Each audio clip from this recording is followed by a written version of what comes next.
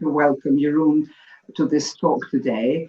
It's not the first time that Mr. Ketting is gracing the stage of our university, but it's always such a delight, such a pleasure, and such, I should say, inspirational event. And as we all know, Mr. Ketting Jeroen is a very successful businessman and a mentor, but he's sharing his experience of how to get success, how to manage life properly. And he's sharing this experience with our students, with our colleagues, and it's really a great pleasure to have you today, Jeroen. And you're most welcome. And today's lecture, really, which is about finding a hero in your life, and it's, well, we are really looking forward to it. It will give us a chance to know how to sparkle this, well, to trigger the sparkle inside you that can lead you throughout your life. Anyway, thank you, Maria. Thank you, Maria Pushkova, who is really very enthusiastic about all the activities of the center.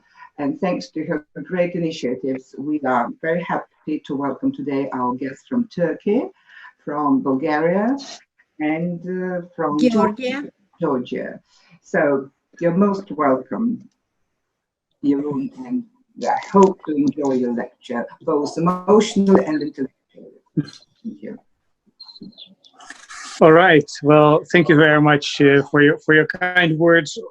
Always, also the last times when I had the opportunity to speak in your university, you had similar high words and nice words for me, which is good on one side. On the other hand, you raise the expectations very high, so now I have to live up to them. But I will do my best. Maria, how long do I have actually? Because we started a little bit later. When do I need to finish? No, we have enough time. It's our platform, so we are not. We can use it for 1 hour. Of if there are many questions, then we can use it longer. All right. It's no limit for us. Okay. It's well, up to you. It's good. Thank you very much. Well, I'll try to keep it somewhere around 30 minutes or so, because I guess for many people it's dinner time as well, and children need to be fed, I think. So I'll try to be as short as possible, which is a challenge always for me, because especially when I have the chance to talk to your audience, I am tempted to talk more and more and more. But you asked me, Maria, what I could share with students during these times of crisis, and I was thinking about it, and we had a little bit of a communication about what to share. And on one hand, I could share something from my business experience, which last week I did for the Association of European Businesses and for the American Chamber of Commerce, which is my business philosophy, which is called the 7 business senses for survival. And on the other hand, I could share something from my high altitude mountain climbing activities. In January, I summited the 4th of the 7 summits that I climbed. But you told me that, well, okay, it needs to be also something that is relevant for students, right? And that students can do something with. So I said, okay, well, we'll forget about the business part for the time being, because it will still be a number of years before the students will actually start their work and their jobs. I understand most of the students are between 20 and 23 years old. And, during the times of lockdown, to be talking about mountain climbing experience, it's maybe a little bit cruel when you're locked in between four walls.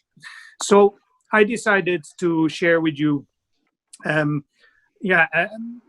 philosophy, a life philosophy that I developed in my personal life, and that I use in my personal life to overcome crisis and to overcome challenges and to overcome troubles. And it's always difficult when you of years philosophy, because of the fact that you can talk about it endlessly. So also this talk, it will probably be, I don't know how many people there are, probably 40, 50 people now joining our talk today. And in the end, if it will be for 1 or 2 people who are now joining, if it will be helpful for only a few people, then already it is quite worthwhile. So let's see how what I have to tell matches with the audience, and you can give me some feedback later on. So what I want to share with you today is something that I learned actually not so long ago. I'm 48 years old. I have about 26 years of business experience, and only recently did I really learn that it really depends on your own approach. It really depends on how you deal with challenges and with problems. The outcome of how you deal with it really depends on your own attitude. And of course, this is something that everybody knows. Everyone has heard, like, the glass is either full or it's half empty. But it's easier said than done, like many things in life and like many life philosophies. And what I understood is that there's a very strong tool that we all sometimes use unconsciously. But if we use it consciously, it's a very strong tool to overcome hardship and to improve and to advance. And this is the tool of personal storytelling. And I will explain a little bit what I mean with a personal storytelling. In my life, I've been a storyteller for as long as I can remember. But I've never been a storyteller for a big audience. Usually the audience that I had was only myself. And in a sense, I've done this as a child, and now 48 years old, many of the students will look at me and say, like, oh, that's a very old man. I'm still doing the same thing. I'm still telling myself stories to make sense of things. And I used to think that this was a very weird thing that I did until I looked around me and I understood that we all tell ourselves and each other stories to share things, to explain things, to teach, to influence each other, to motivate each other, and to understand life. One of my earliest experience with storytelling was in my childhood. I had a pretty challenging childhood, which ended when I was 16 with the suicide of my mother. And my sister and my brother, they went through the same childhood. But we all went through this childhood and we all dealt with the problems that we had in our childhood in different ways. I will spare you the details of my childhood because that's not why we are coming together today. But the interesting thing about how I coped with the problems that I had when I was a kid was that I invented sort of a story for myself.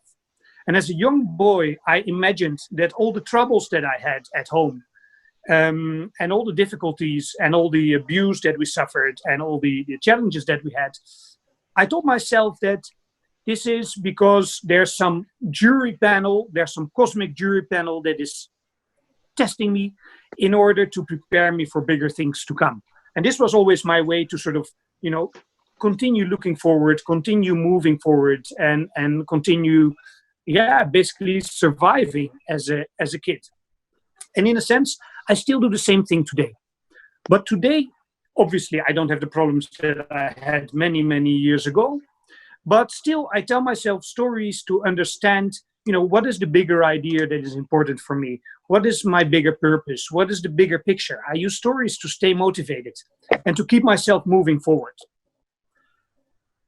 The big issues, the big questions, the big challenges in life, I approach them by asking myself the question, what is the honest story that I want it to be when I look back?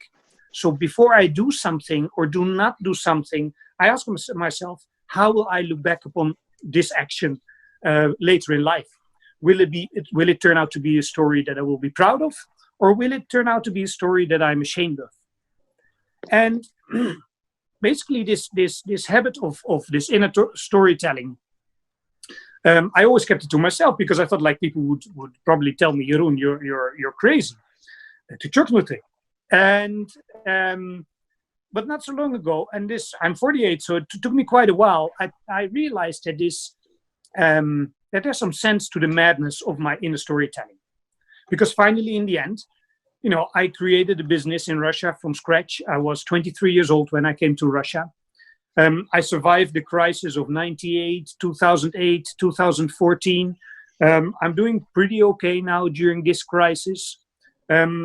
I had run-ins and problems with Russian mafia in 2000 and 2001. There were a lot of other problems that I had to overcome in Russia.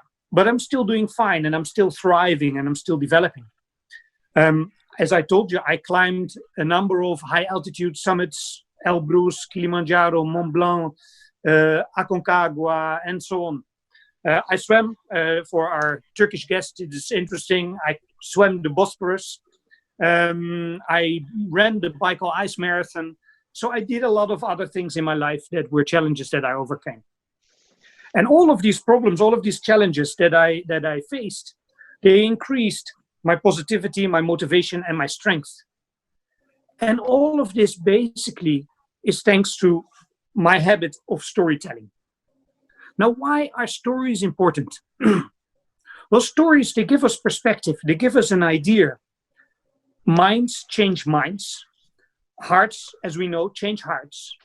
But only lives change lives. And lives are told through stories. If we look at the stories that we all know, right? The figures like Odysseus, Moses, Jesus, Muhammad. The stories of these people, they continue to shape the world we live in.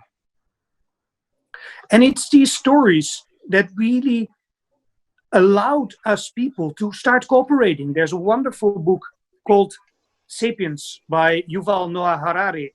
I'm sure probably some of you read it. Yes. And he explains that it is fiction and common myths and stories that allowed us human beings to start cooperating in communities that evolved into cities and nations and empires.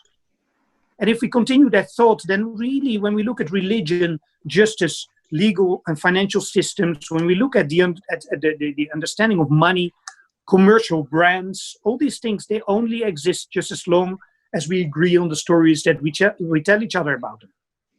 Also take now the corona crisis. The more we panic and the more we tell each other stories that this is a horrible crisis and it's something very dangerous, the more it becomes a problem. And we see that when we stop believing the stories that we tell each other, that suddenly things stop working. Stock markets, they collapse. The prices of the shares of publicly listed companies, they go down.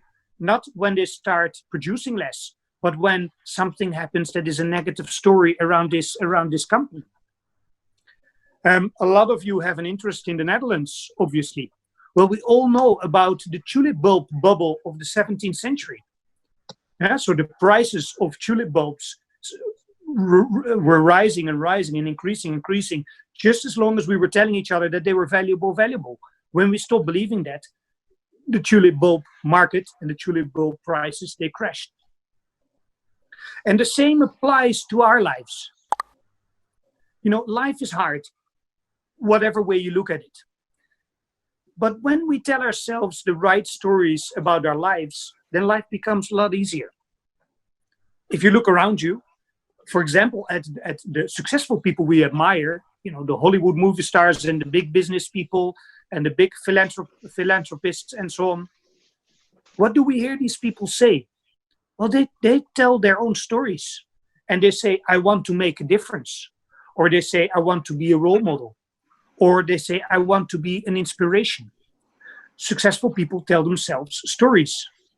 And all of these people that you and I, we all admire, they have a very strong personal success story that they tell themselves. And we start to believe in that as well. So now, when I started thinking about it, I thought, okay, I've been telling myself stories since I was a child. Why aren't I, a famous movie star or a famous businessman like Richard Branson, for example? It's a valid question. And the honest answer is pretty simple. Because the stories I told myself, they were effective enough to overcome hardships such as the ones I faced in my youth or later in life and work and today, but they weren't effective enough to drive and motivate big personal development, growth, and success. My stories weren't really convincing enough for me to believe in. They were good enough to sustain and strengthen me, but they were too weak to inspire and advance me. Something was missing. And it wasn't until I read about the hero's journey that I understood what was missing in my stories. And what was missing was a hero. What is this hero's journey? Well, we all have read books that opened our eyes, right?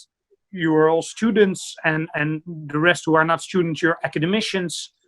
So you all have read a lot more than I did.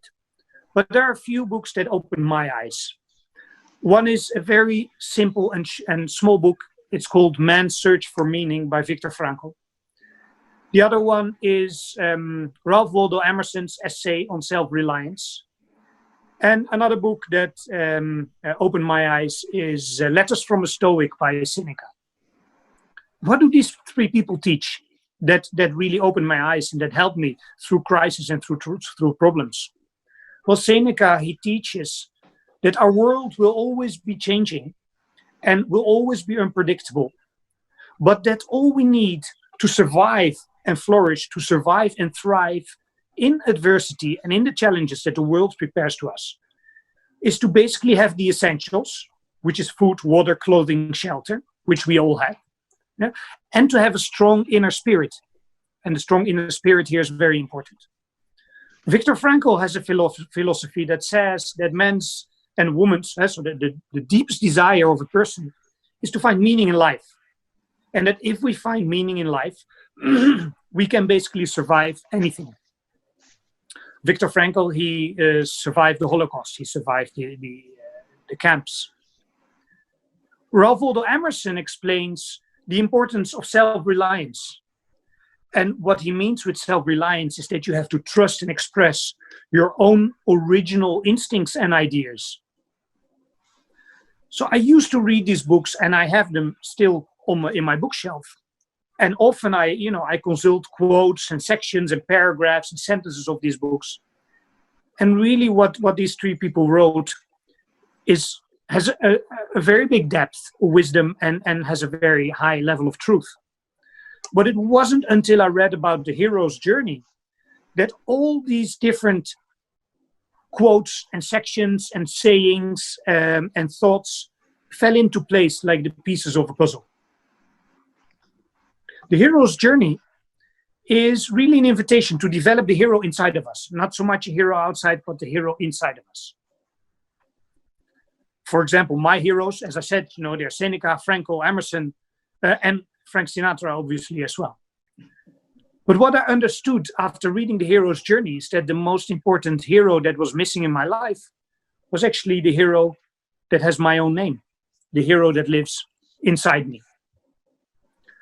So what is this hero's journey about? Well, it's basically something that was written about in 1949 by Joseph Campbell. And he wrote a book which I advise to everyone. It's called The Hero with 1,000 Faces. And in this book, Joseph Campbell explains that all important stories and myths follow a similar pattern. A pattern that consists of 3 stages. A pattern where the hero departs from the world that he knows, stage 1. Where after that, the hero is initiated into a world that he doesn't know, stage 2. And after having gone through this world that the hero doesn't know, the return to the world where he initially started from. And this is stage 3 of the hero's journey. So in a little bit more detail, what is this about? Well, usually, if you look at all these stories and myths, the hero lives as an ordinary person in a familiar environment.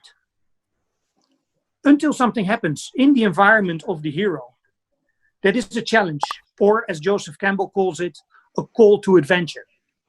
Usually what happens, and we all recognize this from the stories that we know, is that the hero, he resists, or she. When I say he or when I say hero, it means also heroine, and it means also she, obviously. So the hero very often resists the challenge, doesn't want to be pulled out of his comfort zone. Or sometimes the hero may ignore the challenge. But when the hero decides to answer this call to adventure and face the challenge, then he departs from his known world. And when the hero departs from his known world, he very often meets a mentor, someone who gives the hero crucial knowledge, support, abilities, and so on. And after this, the hero is really ready to enter into the unknown environment. And in this unknown environment, this unknown world, the hero faces many trials, many challenges. The hero makes friends and allies and enemies and so on. The hero gets closer to his goal, but we start to recognize the stories from the movies and the books that we've read already when we hear about this hero's journey. Before the hero reaches his goal, he must go through one very big ordeal, a life or death ordeal or challenge. But when the hero completes this ordeal, then he receives a reward. Very simply said, he kills the dragon and goes home with the princess. And when he goes home, the hero has become a changed person. He's stronger and he's wiser, and with certain rewards, he comes back to his original community. Now, the hero's journey, or The Hero with a Thousand Faces by Joseph Campbell, is about this thick. So I've now simplified it to a large extent. But if you think about the stories of Harry Potter, Lord of the Rings, The Lion King, The Matrix, Finding Nemo, whatever, then you see that all these stories, they follow this same pattern. The initiation, the departure, and the return. We've all seen Звездные войны, Star Wars. Well, George Lucas, the creator of Star Wars, is one of the many people who are known to have been inspired by this hero's journey by Joseph Campbell. Now you may think like, okay, I'm no Harry Potter, I'm no Neo from The Matrix, I'm no Wonder Woman. What does this all have to do with me? That's a fair question. So let's look at how this hero's journey can be applied to real life. So let's start with the lives of people that we all know. Let's look at Marco Polo. Let's look at Nelson Mandela. Let's look a little bit more recent to Steve Jobs. These three people, we all know them. When you look at their life stories, you all see that they came through this hero's journey. They all departed from their well-known environment. They entered into new worlds, unknown worlds. They faced many challenges.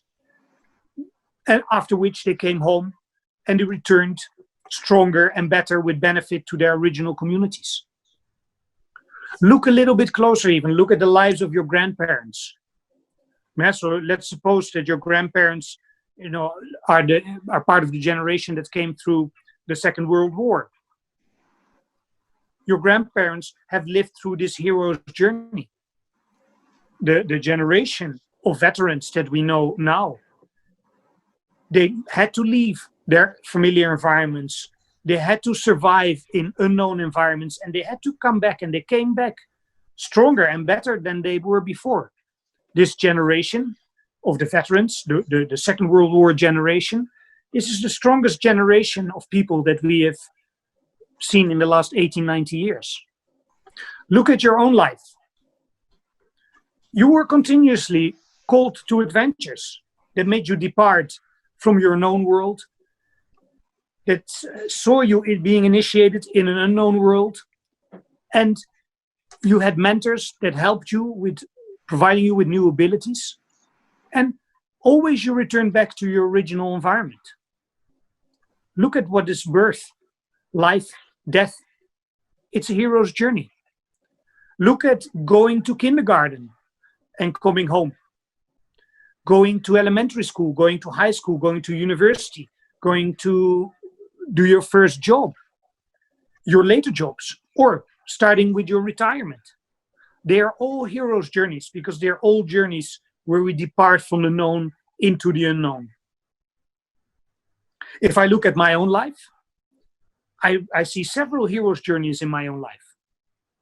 As I told you, I lived in a broken home, in a very difficult situation, I came through that as a better and stronger person. I left the Netherlands to go to Russia, which was a call to adventure. And I went from a known world, the Netherlands, to the unknown world in Russia. In Russia, I had many mentors. I made many friends. I made some enemies. I found treasure. I made money. I lost money. I went through tragedies. But ultimately, this hero's journey in Russia made me a better human being and a better professional. Also, when I go to the mountains, when I climb a mountain, where if today, we would go to the top of Aconcagua, where I was standing on the 14th of January, we would die within 2-3 minutes. But you leave the known environment.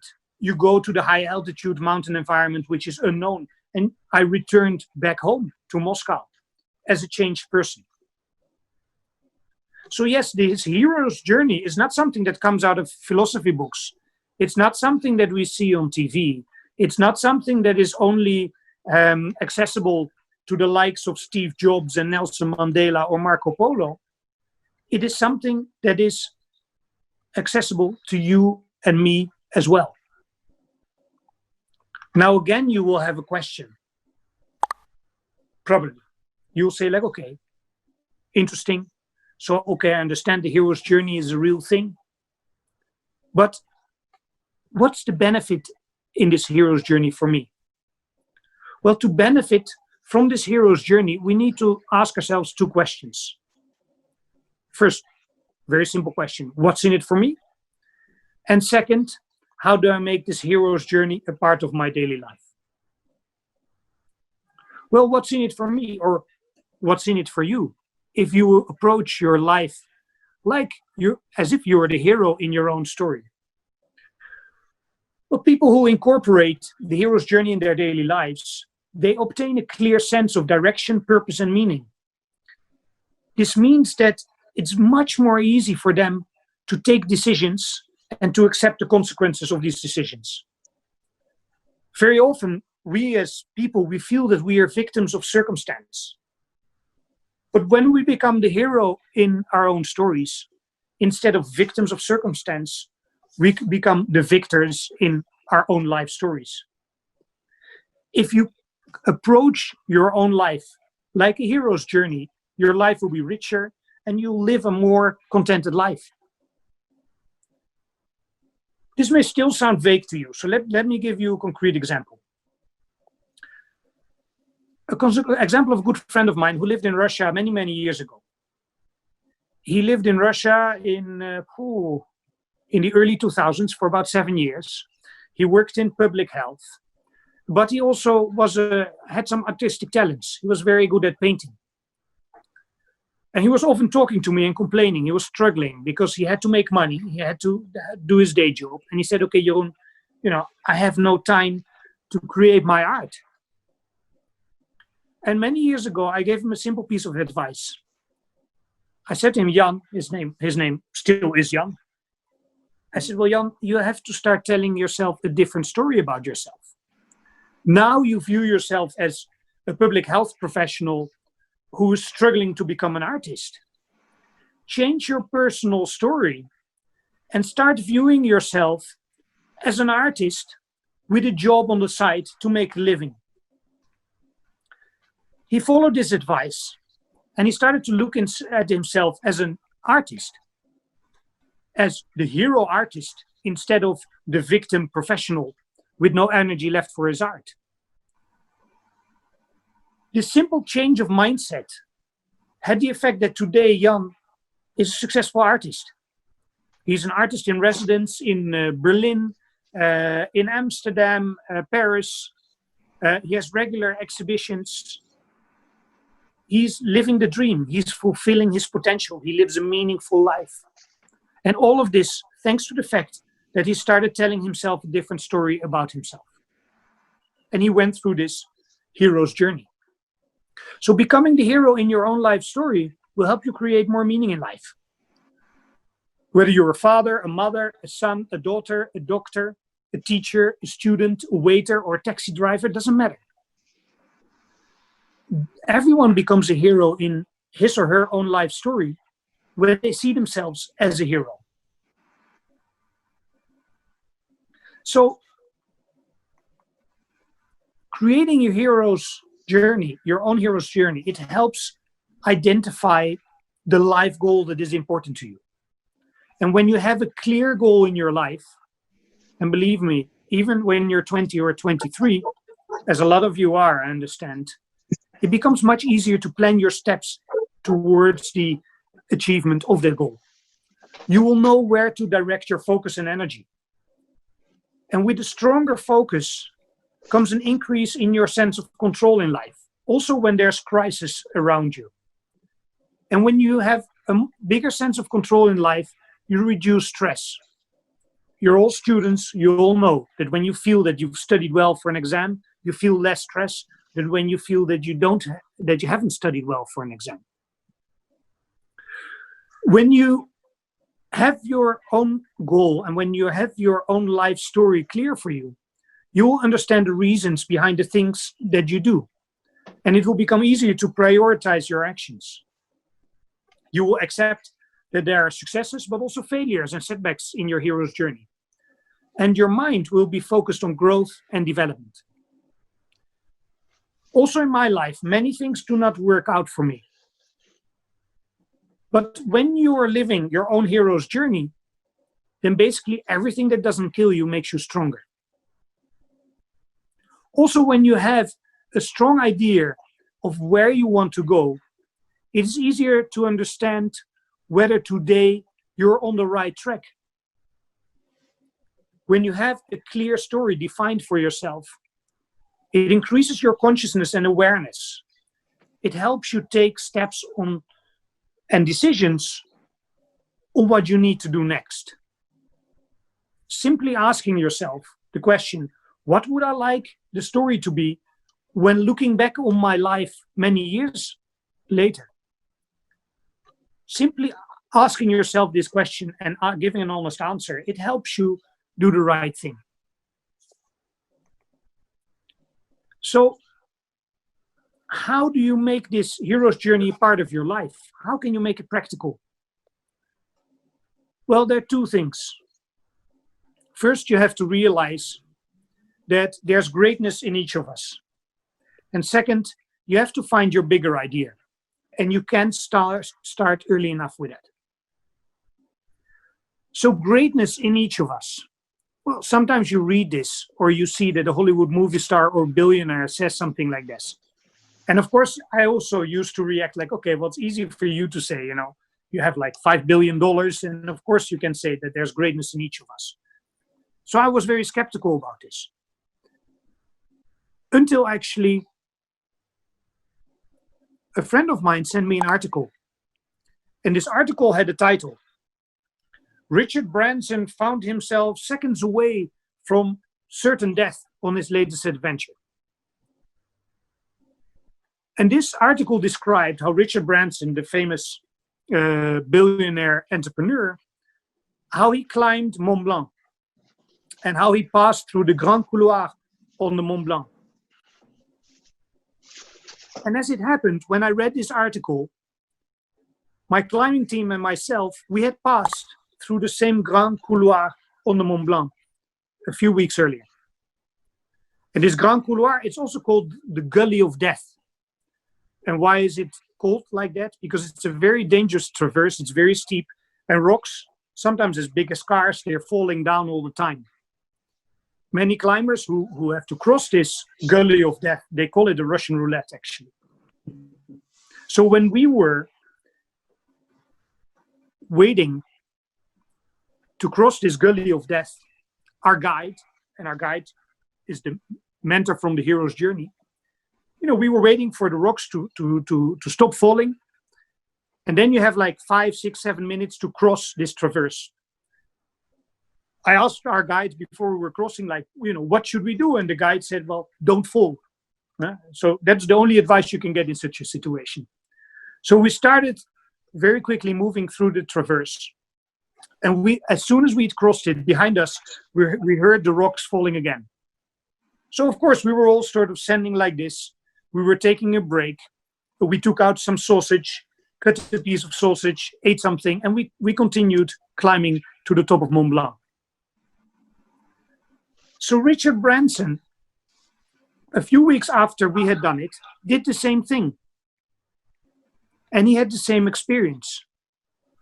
The only difference between Richard Branson and myself was that I basically went through this experience, didn't think much of it, had a piece of sausage and basically forgot about it. Whereas Richard Branson made a whole story out of it that finally ended up in the headlines all over the world.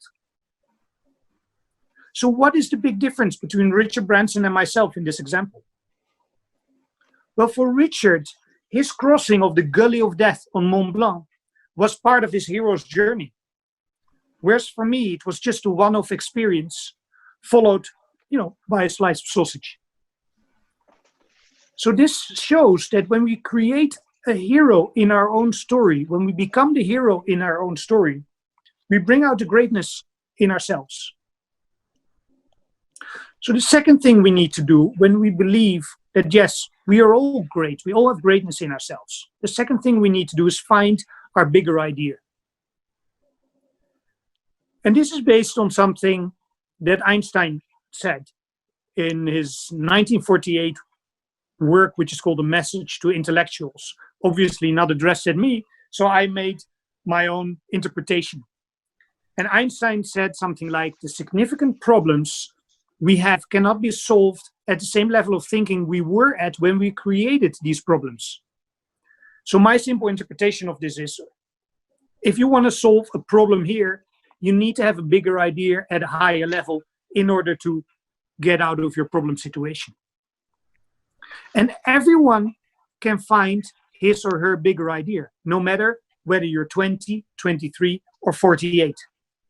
And there's a nice short story or an anecdote about 3 stonecutters to underline what it means to have a bigger idea. And the story goes like this. A man passes by 3 stonecutters. And at the moment that he comes close to the first stonecutter, he asks, "What are you doing?" And the first stonecutter says, "I'm cutting a stone." Okay. Passing by the second stonecutter, the man repeats the question and he asks, "What are you doing?" And the second stonecutter says, "I'm cutting a square stone to the exact requirements that are given to me." Okay. Then the man walks up to the third stonecutter, who sits there cutting a stone. And he asks the third stonecutter, "What are you doing?" And the third stonecutter says, "I'm building a cathedral." The 3 stonecutters were doing the same thing. The big difference is the stories that they told themselves. And we all have this third stonecutter inside ourselves. We all have the capacity to look at whatever we're doing, even if it's as simple as cutting a stone, to look at what we're doing in the bigger context. Instead of just cutting a stone, we can all be building a cathedral.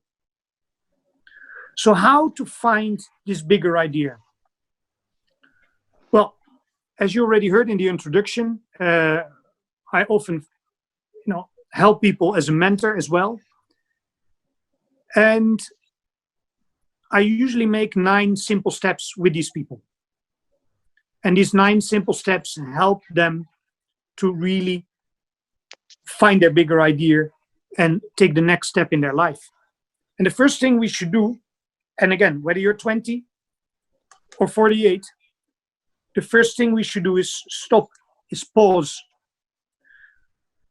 We all live like hamsters in a wheel.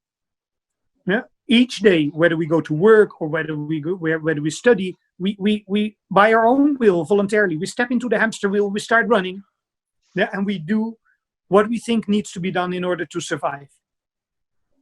So the first thing we need to do in order to understand our bigger idea is to stop running in the hamster wheel and to take a pause and to look around us.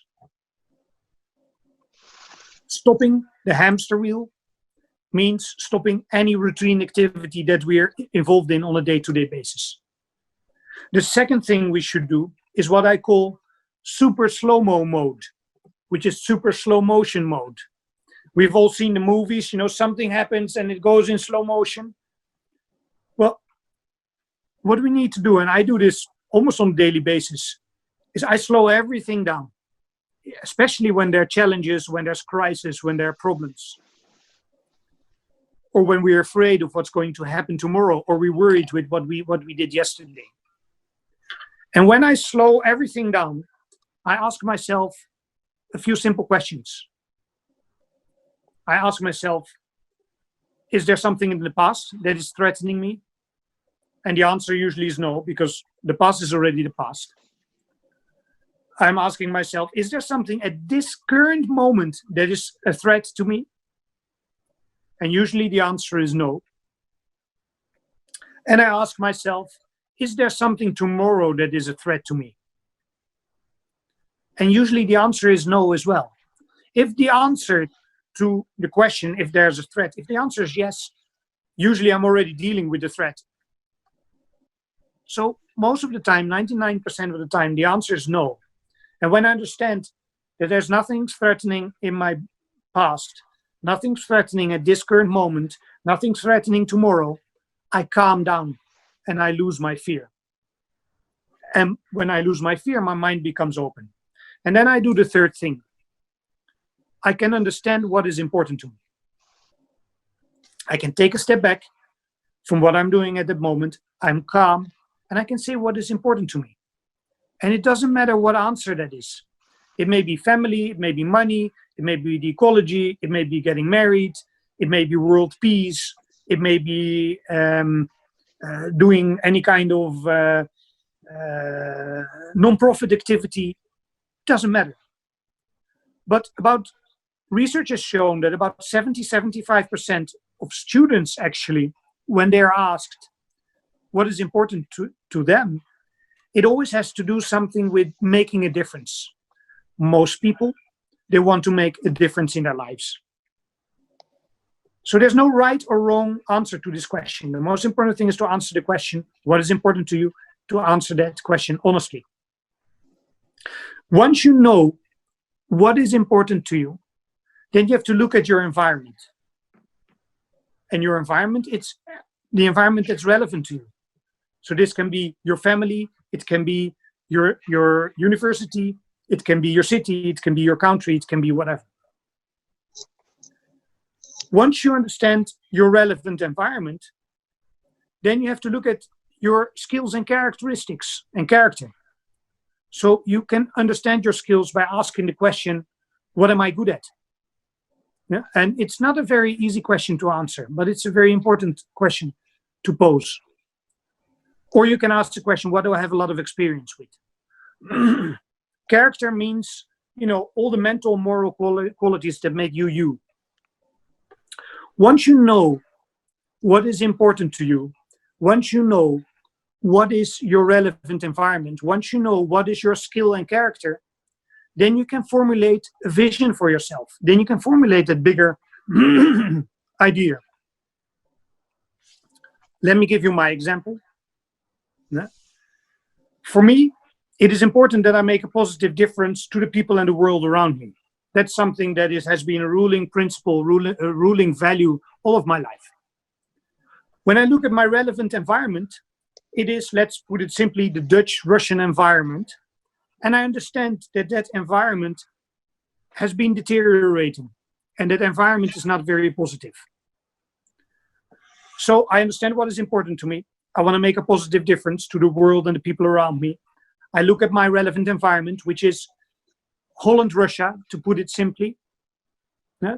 And then I look at my skills and I understand I speak Russian. I have Dutch and Russian negotiation skills. I have Russian business skills. I'm an entrepreneur. And then I look at my character and I know that at heart, I'm a problem solver. Again, very simply said. So considering what is important to me, my environment, my skills and character, there's a logical vision, there's a logical bigger idea that follows.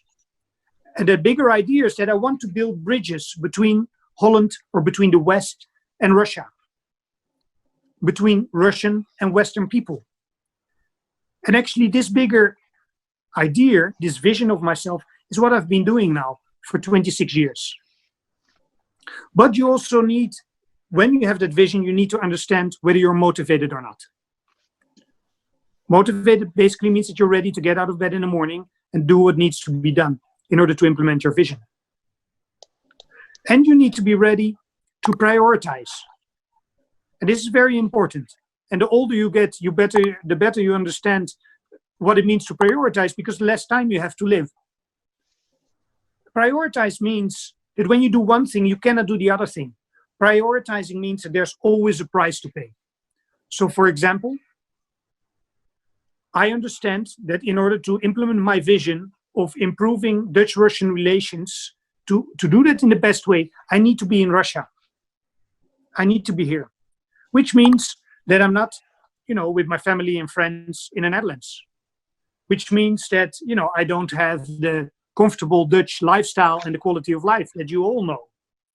But then I'm here. And it's a price to pay. That's, for example, what it means to prioritize. When you do that, then you're ready to act. So this hero's journey, it's very similar to a mountain expedition. Again, I told you I'm a mountain climber. You depart from your known world into the unknown. You get initiated when you are on the mountain.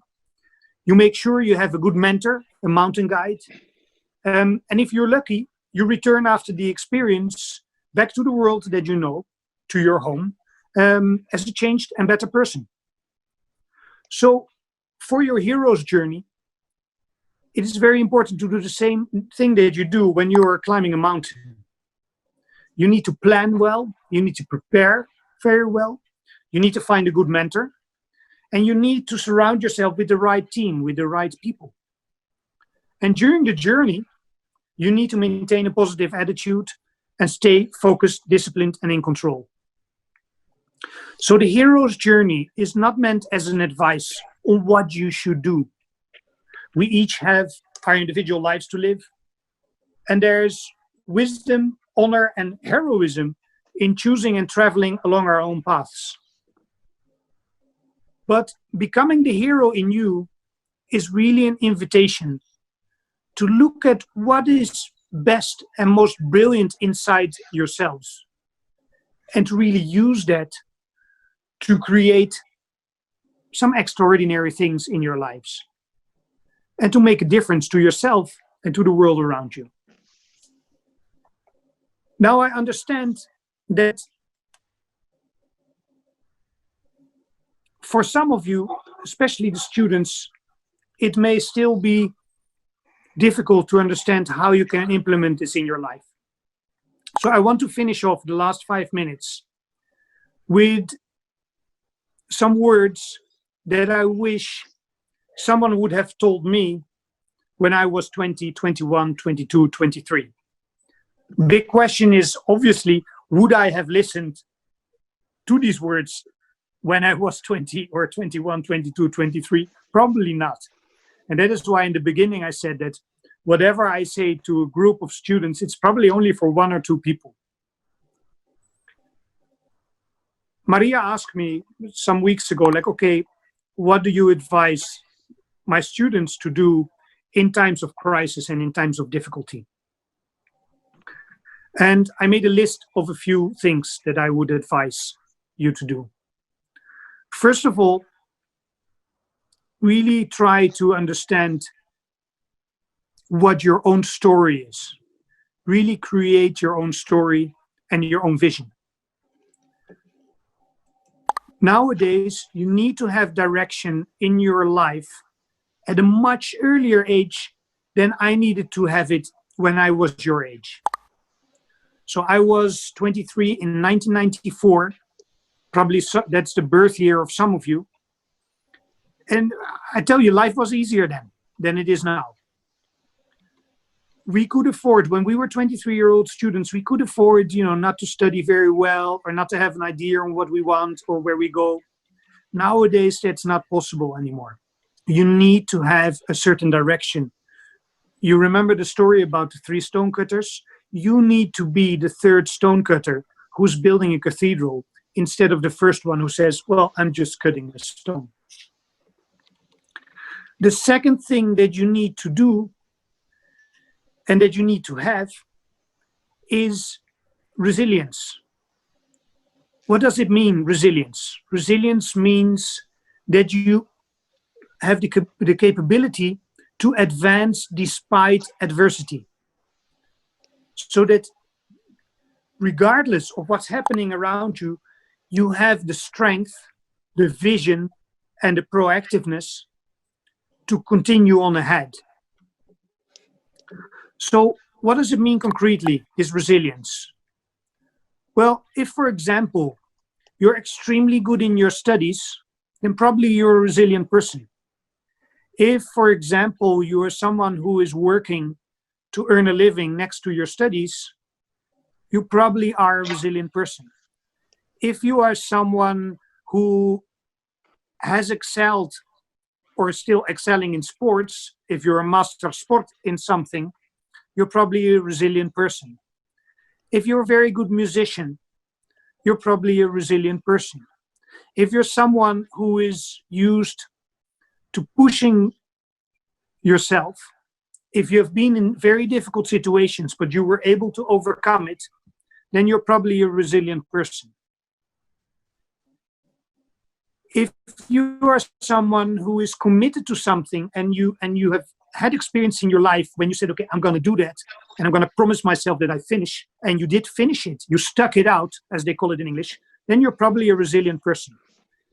If this doesn't apply to you, if you feel like, I don't recognize myself in any of these examples, then I would advise you very strongly to develop that resilience inside yourself through either study, work, sports, music, culture, reading, pushing yourself any kind of way. Do it like I do, going up on the mountains, committing to something and sticking it out.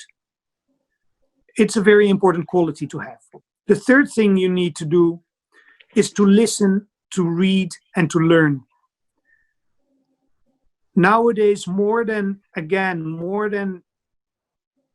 25 years ago when I was your age, nowadays you need to be very agile. You need to be developing continuously. You need to have a very high awareness.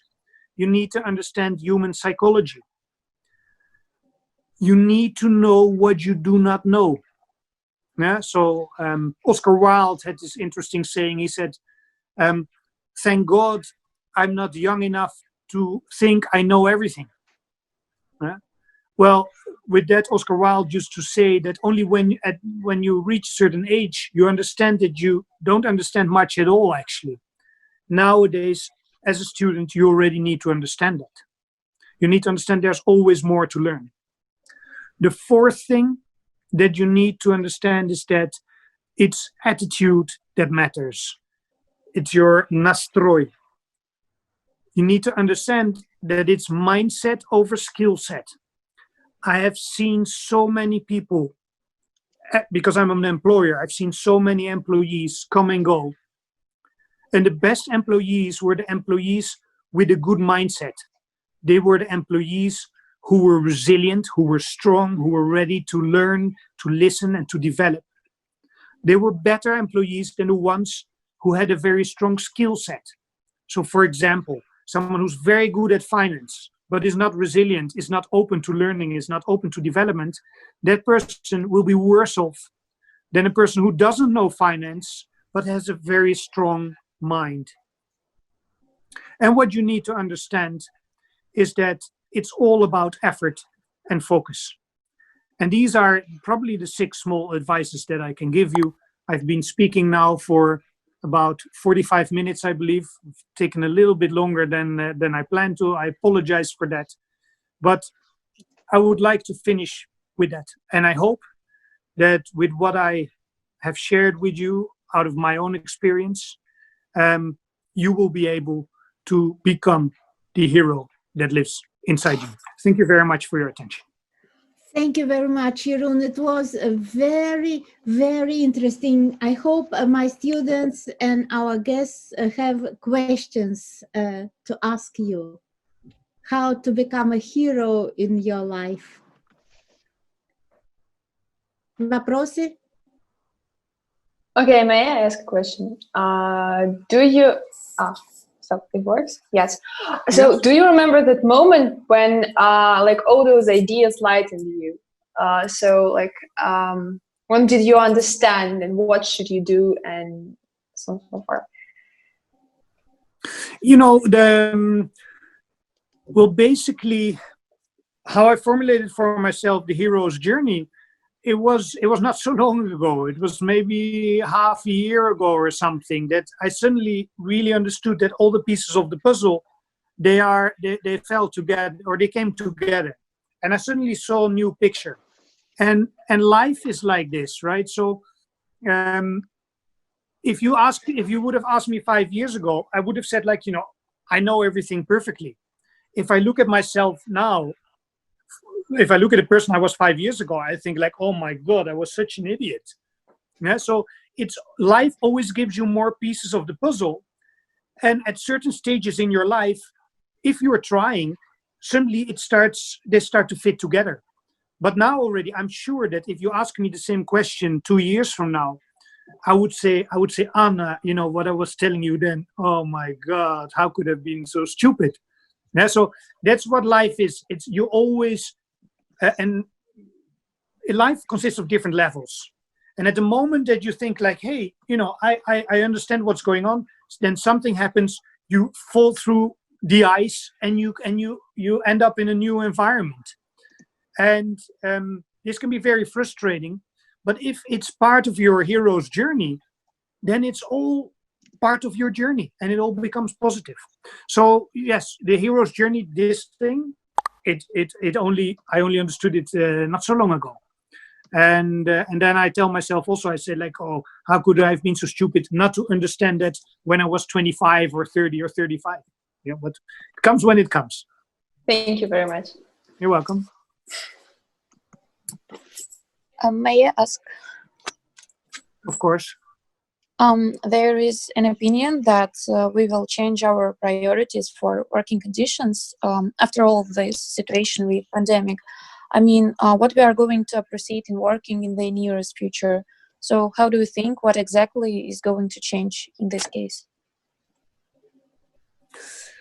What I see in my work is that it becomes more important what value you actually have to add. So things will become more no nonsense. Take, for example, one of my 3 companies, it's a consulting company. Yeah, finally, we provide management services. And consulting has a pretty bad name because it's a lot of blah, blah, making big reports, and it's all useless and so on. This has always been something that annoyed me, and it has always been a big challenge for me to keep developing our business in the sense that we have a value to our clients. So we don't have a problem with that. But what I see around me is that a lot of these companies that were just doing blah blah blah and you know focused on purely marketing and trying to sell for expensive as possible and deliver as little as possible. This will all not. It will not disappear totally, but it will become less. So it will be more important to really have an added value, to really have skills, to really have a desire to help someone, to really have a desire to do something in this society. I don't think that business will become like this. I don't think we will do a lot more on distance, because finally human contact is human contact. And I see now many small squares in front of me with your pictures and so on. But if we would be all together in one room, there will be totally different dynamics, and we need that, right? We are human beings. We need that energy.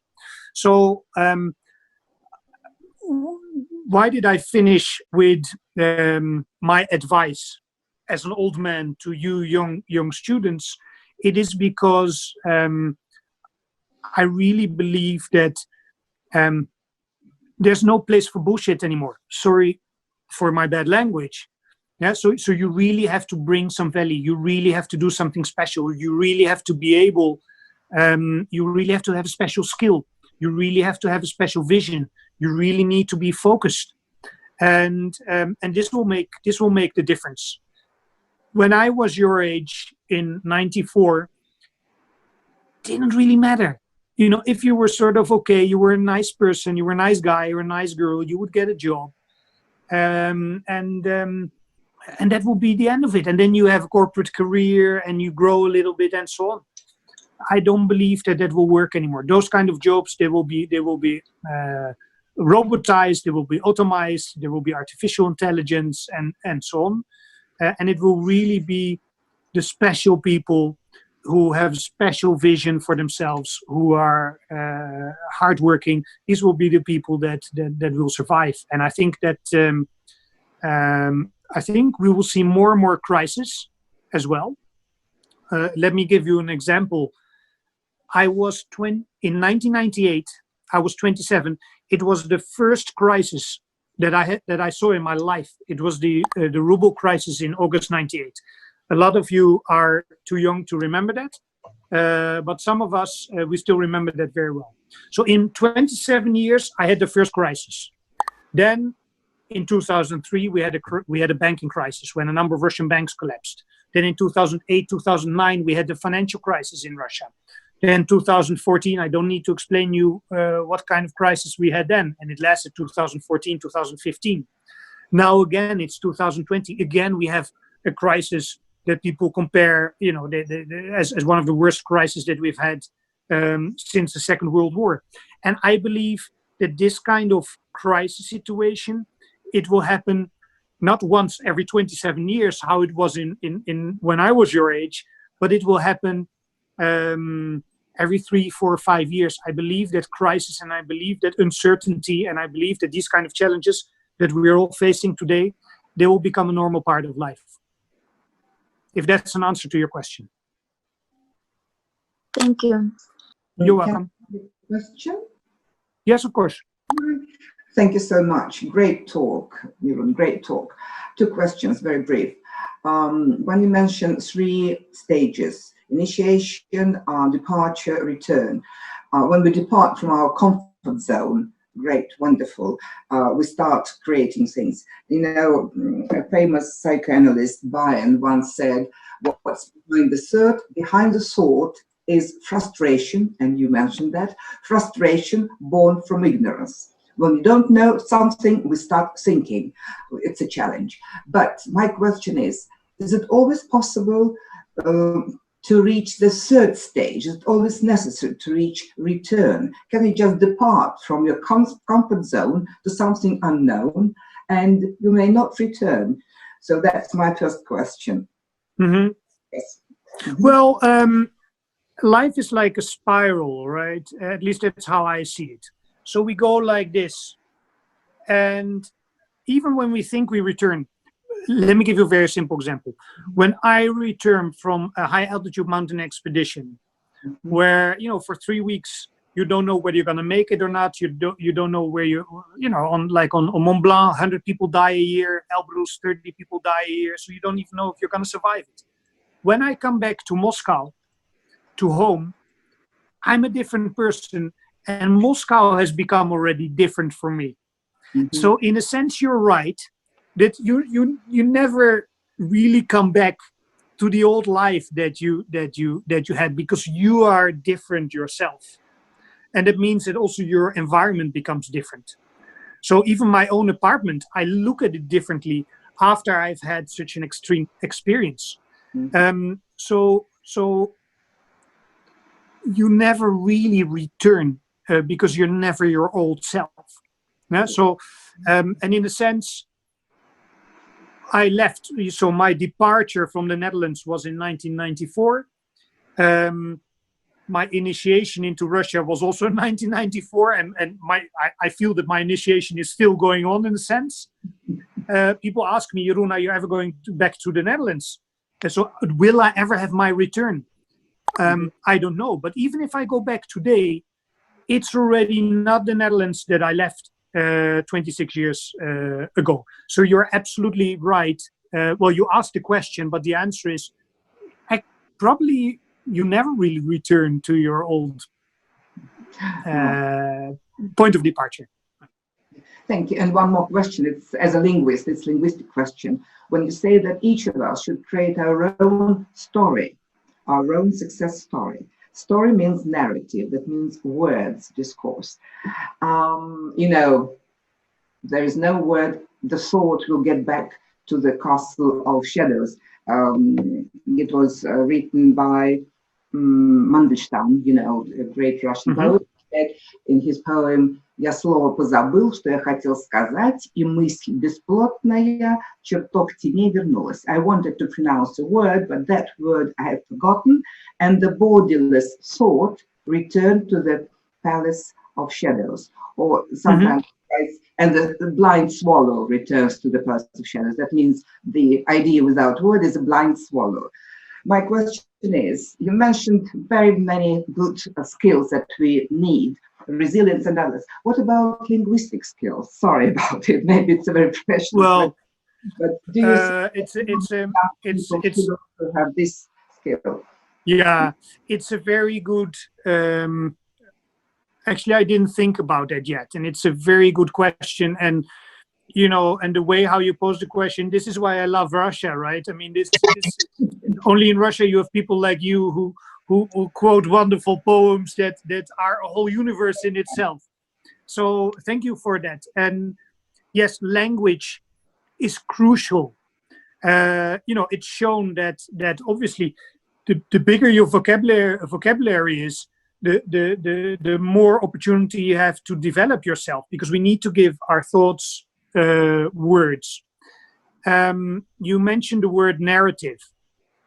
When I work with people in my capacity as a mentor, that this is what I do with them. I say, okay, change the narrative. And what I say is that instead of using these words, use these words. When they tell me things, I listen very good to the words that they use. I listen very, very well to the how they build up their phrases, and so on. And it tells a lot. So, yeah, I'm not a linguist by training. I'm a lawyer by training, but I love language. I love Russian language. I love, you know, I speak 6 languages. So I really, yeah, I think language is crucial. And you're absolutely right. So one of the things that basically a linguistic education does, it increases the amount of tools that you have basically to develop yourself. And people who are not used, and this is also probably you know better than I do, but for example, what I understand is that what I read, there's research that kids who grow up in families where there's not a lot of discussion going on around the dinner table or just in the house, they're just more limited in their developments than kids who grow up in a very talkative environment. So yes, narrative is important. Linguistic skills is crucial, and I guess you also must have a love of linguistics, because a lot of people, when I listen to what they're saying and I'm interpreting it, they're saying like, "Oh, you tried to catch me on my words."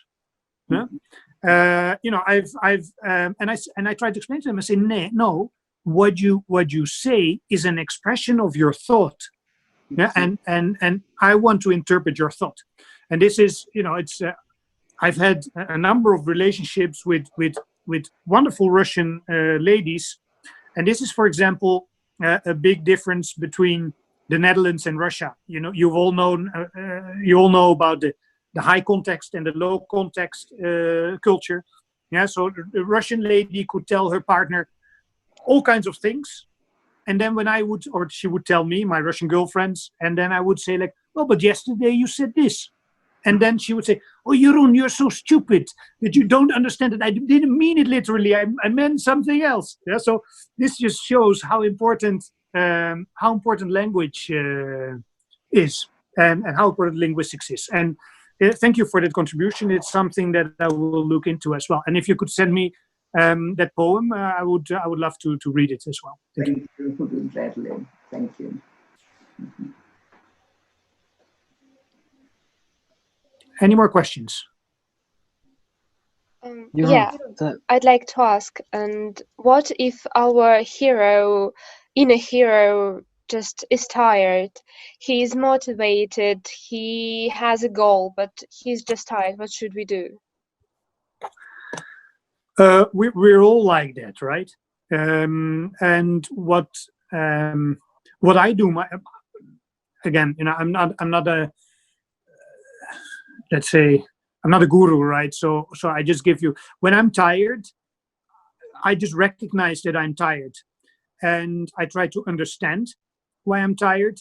I try to accept that I'm tired, and I try to respect the fact that I'm tired. Yeah? And usually I just take a rest. Yeah, I'm an introvert by character. Maybe you wouldn't say that, but I am. So, for example, for me, this whole lockdown, it's like a gift from heaven. I love it to be sitting around. Finally, I don't have to explain to people why I want to be by myself. But I do that often. I say, like, okay, that's also one of the reasons why I am an entrepreneur, actually. And this is very important. Your question is very important. It pertains to character. You have to understand who you are as a person. So, for example, for myself, I know that when I get fixed in a frame or in a certain routine, it makes me unhappy. It makes me tired. Why did I become an entrepreneur? When was it? In 1998, when I was 27, because it gave me the flexibility to work on a Saturday, but to read a book on a Wednesday. It gave me the flexibility to say, like, okay, now I'm tired. I'm tired of myself. I'm tired of my employees, or I'm tired of of what's going on, of the crisis or whatever. And I had the opportunity as an entrepreneur to make my own choices in that. But so understand why you're tired, accept it, respect it, but never lose this bigger idea. Now, if your tiredness is part of your narrative, it becomes part of your hero story. Yeah? If you, for example, are struggling with depression, and I told you, I had a very extreme childhood, which ended when I was 16 in a very extreme way. So I had also to fight some depression and so on when I was younger, and it's all part of my hero's journey.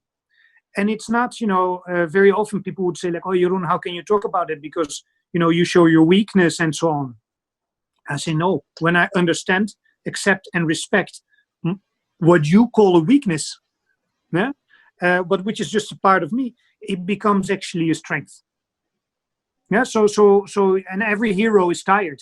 Every hero sometimes loses a battle. Every hero, has to climb a mountain. Every hero, there's this Japanese saying: after the victory, tighten your helmet. Yeah. So even after you have done something very well, you need to be prepared for the next challenge. So it's normal. But if it's part of your hero's journey, then suddenly it becomes something to learn of. Yeah? And when you're tired, for example, when I'm tired or when I feel depressed and I'm at home, that's when my ideas come, because that's when, as we refer to this poem, that's when actually I have the time to sit down and to think, and not to let the bird or the swallow fly away to the castle or with my thought, and it's gone forever. Yeah, so that's why I'm very thankful of these months that we will be sitting in lockdown, because all my swallows, all my birds with my thoughts, they're stuck here in my in my dacha, and I can finally do something with it. Is that an answer to your question? Yeah, thank you. It was very amazing. Thank you. Okay, you're welcome. Who has another question? So I have. So please. All right, Jeroen, thanks for your speech. It was really inspiring. And I You're know welcome. my question is far from the topic, but may I ask, may coronavirus crisis be a catalyst for the improvement of relationships between the European Union and Russia? That's in the beginning, I hope that. In a lot of interviews and in a lot of presentations I gave about Russian-Western relations, I said that they will only improve if we have a common challenge, a big common challenge. And in a sense, I hope that the coronavirus would be this big common challenge. But when I look at it, it's actually doing the opposite. Countries are closing their borders. We're not flying anymore. We are not interacting anymore. I see in my management consulting business, I see that we get actually more work because our Dutch clients have problems communicating with their Russian counterparts. So I'm not sure whether in the short term it's going to improve Russian-Western relations. What I do hope is that this period is a period in which we all think about what is important and about our values and so on. But that's probably something for the long term. If I look at the short term, if we see what's happening, Vedomosti, the last free newspaper in Russia, is brought under Kremlin control. This proposed law that the police can open your car in your apartment and so on, increased controls on people and so on. So for the time being, in the West, you have, in a much lesser extent, you have also these kind of developments. So for the time being, I don't see that the corona crisis is bringing any improvement in human relations or human international relations. I actually see that we're so we're building more fortresses than bridges, unfortunately. But maybe your generation, having gone through this, maybe this is something that will allow you in 10 years, to create a different reality. I don't believe that the people who are now in power in the West, definitely not in Russia, they will not change their mindset. It's you guys and girls who are going to be changing it, and I hope that this Corona period really gives you a tough but a special experience that will give you the vision and the skills and the character and the resilience that you will be needing to improve Russian-Western relations.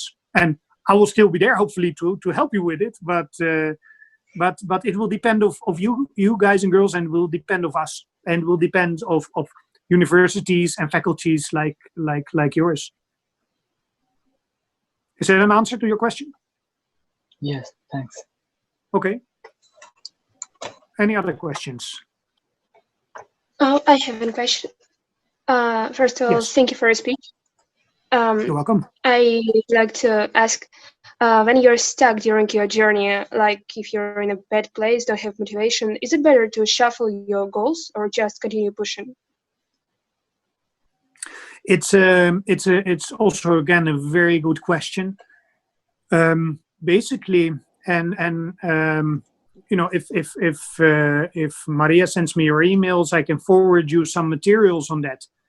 But basically, you all know this infinity sign, right? This figure 8 on the side. Yep. And I finished, before I gave you, let's say, my old man's advice to you students, I gave you the 9 steps that I go through to define the hero's journey with the people that I work with as a mentor. And these questions, they're questions that you can ask yourself on a daily basis. Life changes, things change. So let me give a simple example. If we answer the first question, what is important? Yeah? And let's suppose that you're a person and you have a family, and you say family is the most important thing for you. But you have a problem inside your family. Then the second question is, what is your relevant environment? Well, basically the relevant environment to you is not the world, it's just your family, because that's where you have your problem to solve. right? And then you start to answer all the questions in a different way. Once the problem in your family is solved, still for you the most important thing may be family. But then you say, okay, well, inside my family is everything is okay. So I look at a wider context. I look at a wider environment. And then, for example, I see in Russia that there are children of refugee families, and we are supporting a school for children of refugees. So there are children of refugee families that have problems. Well, this is also family. And maybe if in your own family things are okay, you may decide to do something for other families. So it's just an example of how the answers to these questions, they may change. Your skills and characteristics may change. Yeah. So for example, now you may not speak Turkish. Yeah. And so you cannot really do anything in Turkey. But maybe 5 years from now, you will speak fluent Turkish. And then this skill will lead you to create a different vision for yourself. Also, for example, your motivation may change. Yeah, so I think it was Paulina who asked a question about when the hero's tired. Sometimes you will say, okay, I'm not motivated. So yes, I know what is important to me. I know what is the environment that is relevant to me. I know my skills and character. I have a certain vision, but I'm just not motivated. I'm tired. Yeah? And then the next question after motivation is the question about priorities. And then you put a different priority. So there's no right or wrong answer to this question. And usually it changes all the time. I've been very lucky in a sense that I came to Russia in 1994. I really loved the country from the first time I set foot here and got to know Russians. And the friends I made in 1994, they're still the friends I have now. So for me, always, Russian-Western relations have been a target, or it has been part of my vision. But in the 90s, everything was great between West and Russia. Still in the early 2000s, everything was great. Suddenly in 2014, after Maidan, after Crimea, after Donbass, after MH17, after European sanctions, American sanctions, the Russian boycott, and so on, suddenly Russian-Western relations look totally different. So still, for me, it was important to make a positive difference in the world. My relevant environment still was Russia and the West. My skills and characteristics, well, I have more skills than I had 25 years ago. My vision is still to build bridges, but, I'm building them in a different way now than I was 20 years ago. 20 years I was happy and smiling and making money easily and helping companies, and it was just business. Nowadays, I'm making much more effort to write positively about Russia. I created this group also here in this dacha on LinkedIn on Russian culture, Russian Western culture and integration. So now I'm much more focused at making Westerners understand that yes, there are some bad things in Russia going on, but if you look at from Russia at Russia from the other side, there's some good things as well. So again, it's as you understand already, I give long answers to short questions, but your vision always changes. Everything changes, life changes. So this я это называю самообучающая петля. I call it the self-learning feedback loop. So all these questions, I ask them continuously, and the answers, they may differ from day to day, or sometimes they differ from year to year. And it's not bad if your vision changes. It's not bad if your motivation changes. It's not bad if your skills and characteristics change. It's not bad if your priorities change. What is bad if you haven't formulated it for yourself? So the only thing, that's why at the end I said, like, guys and girls, I'm not trying to tell you what to do. I'm giving you a tool how to do it. And when you know the answer to all the important questions in your life, then you have all that you need to succeed, and you have all that you need to have a fulfilling and a meaningful and a happy life. And again, the answers to the questions may be different all the time. Is that an answer to your question? Yes, very much so. Thank you. Okay, Thank you. You're welcome. Any other questions?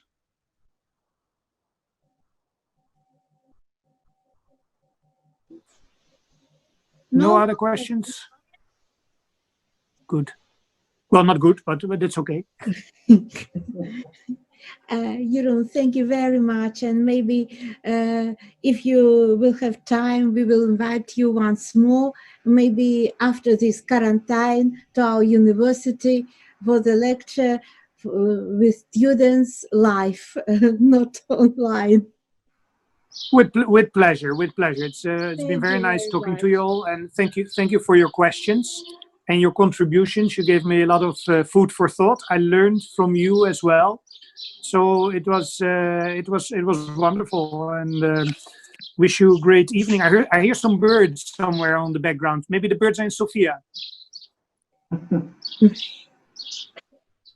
But okay, but I wish you a good evening. And if you want, I don't hear you. Okay, but if you want any materials that I was talking about, you can connect either on Facebook or on Instagram or on LinkedIn, and I can send you the materials on this Sama Bucai Shipitla. I can send you any kind of thing. Thank you very much. Anna will do it. Yes, Anna? Yes, Good. of course I will. All right, great. Thank you. Great talk. Thank you. Amazing. You're welcome. Thank you for your attention. Thank you. Good evening. Bye. You're welcome. Bye-bye. Bye. Bye-bye. Bye. Thanks. Thank you. Thank you very much. Пожалуйста, счастливо. До свидания. Bye-bye. Bye.